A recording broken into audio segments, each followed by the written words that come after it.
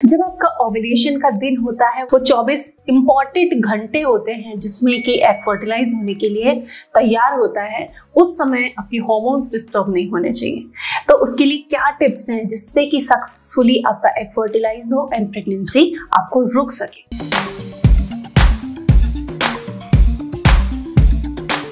Hello welcome again to YouTube Sahili channel. YouTube Sahili channel में एक बार फिर से आप सभी का बहुत बहुत स्वागत है। यहाँ पर हर दिन हम बात करते हैं रिप्रोडक्टिव हेल्थ की। मैं आपको एजुकेट करने की, आपको जानकारी देने की कोशिश करती हूँ, साइंटिफिक इंफॉर्मेशन आपसे शेयर करती हूँ, डाइट की इंफॉर्मेशन आपसे शेयर करती हूँ कि किस तरीके से आप अपनी रिप्रोडक्टिव हेल्थ को मेंटेन रख सकते हैं, अपनी फर्टिलिटी बूस्ट कर सकते हैं। सो ओव्यूलेशन तो एक इंपॉर्टेंट पार्ट होता ही है। ओव्यूलेशन के टाइम बहुत लोगों की रिक्वेस्ट थी कि क्या प्रिकॉशंस लेने हैं। सबके लिए ये चीजें इतनी आसान नहीं होती। हालांकि बहुत लोगों को बहुत आसानी से कंसीव होता है, लेकिन हर किसी के लिए तो इतना इजी नहीं होता है। तो जिनको मुश्किलें आ रही हैं उनको थोड़ी सी केयर बढ़ा देनी होती है। तो ओव्यूलेशन के समय क्या केयर करनी चाहिए, किस तरीके से उस दौरान खाना पीना चाहिए। तो सबसे पहले ये जान लें कि ओव्यूलेशन का टाइम आपको निकालना आना चाहिए। 10-10-10 रूल है हमारा।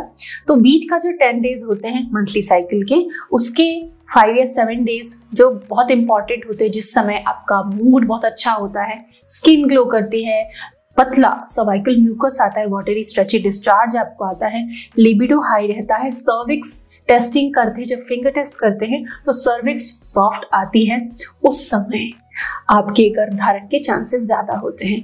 तब आपको ये सारी टिप्स फॉलो करनी है। 2-3 दिन तक फॉलो करें। अगर आप ओव्यूलेशन टेस्टिंग कर रहे हैं तो जब दोनों लाइनें पिंक आ जाएं तब आपको इन चीजों का खास ध्यान रखना है। अगर नहीं पहले से फॉलो कर रहे हैं तो खास ध्यान रख के इनको फॉलो करें, रिजल्ट बहुत अच्छा आएगा। सबसे पहली चीज है हाइड्रेशन। हाइड्रेशन बहुत इंपॉर्टेंट है क्योंकि हाइड्रेशन से आपके हार्मोन्स, आपके डाइजेस्टिव एंजाइम्स, आपके ब्रेन फंक्शन सब पे असर पड़ता है। और जो सर्वाइकल म्यूकस होता है 90% पानी होता है। तो सर्वाइकल म्यूकस बनने के लिए आपका हाइड्रेटेड रहना इंपॉर्टेंट है। अब आप सिंपल पानी पी सकते हो, आप डिटॉक्स वाटर भी ले सकते हो। कई तरह के डिटॉक्स वाटर बताए हैं जिसमें कि जिंजर, कुकुम्बर, ककड़ी, गाजर, इन चीजों को आप डाल के डिटॉक्स बना सकते हो। 2-3 घंटे रखना होता है, फिर आप उस पानी को पी सकते हो।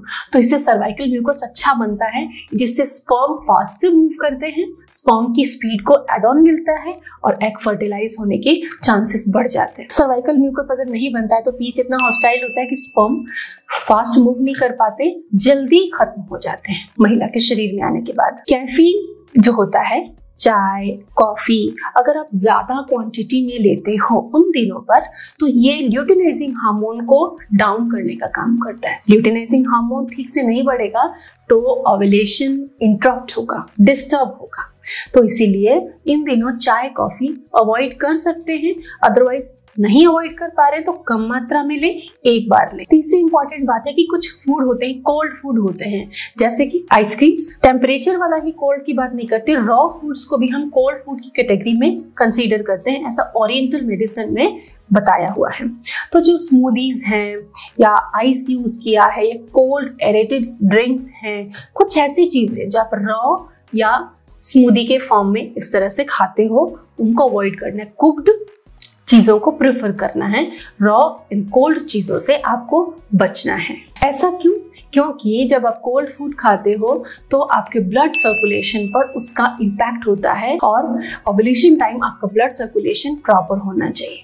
तो कोल्ड फूड खाने से ब्लड सर्कुलेशन थोड़ा लो हो सकता है। अगला इंपॉर्टेंट जो काम आपको करना है, जो बात याद रखनी है, वो है हैवी वर्कआउट नहीं करना है।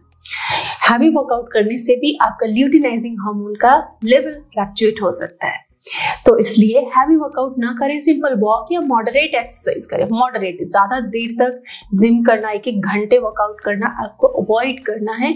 हैवी वर्कआउट करने से हार्मोन प्रॉपर नहीं बनेगा, कम रह जाएगा और ओव्यूलेशन रुक सकता है। कि ब्रेन में जो हाइपोथैलेमस है, जो पिट्यूटरी ग्लैंड्स हैं, ये आपके हार्मोन सिक्रेशन को कंट्रोल करती है। ओव्यूलेशन का जो टाइम है उस समय जो हार्मोन प्रोड्यूस होना है उसको रेगुलेट करती है।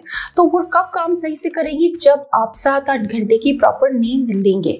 अगर आप प्रॉपर नींद नहीं लेंगे तो स्टिमुलेशन और हार्मोन प्रोडक्शन प्रॉपर नहीं होगा। तो 7-8 घंटे की नींद आपके लिए बहुत इंपॉर्टेंट है। न्यूट्रिशन अगर कम ले रहे हो आप या फिर तनाव में हो, तब भी आपका ओव्यूलेशन टाइम डिस्टर्ब डिस्टर्ब हो जाता है, उसमें ल्यूटिनाइजिंग हार्मोन डिस्टर्ब हो जाता है। तो उसमें न्यूट्रिशन अच्छे से लेना है, हरी पत्तेदार सब्जियां खानी है, घर का जो कुक्ड फूड है वो आपको लेना है, तनाव से बचना है। और अगर आप एडिक्वेट स्लीप लेंगे तो ऑलरेडी आपकी बॉडी खुद को हील कर लेगी, आपको ज़्यादा स्ट्रेस नहीं लगेगा। तो इस तरीके से आप अपनी केयर करें। फीमेल्स अगर इन चीज़ों का ध्यान रखती हैं तो उनका ओव्यूलेशन समय से होता है, रेगुलर होता है, एंड फिर मेंस्ट्रुअल साइकिल रेगुलर होती है और प्रेगनेंसी के चांसेस अच्छे रहते हैं। फ्रेंड्स, इन चीज़ों का ध्यान रखें, अपना ख्याल रखें। Stay blessed. Thank you.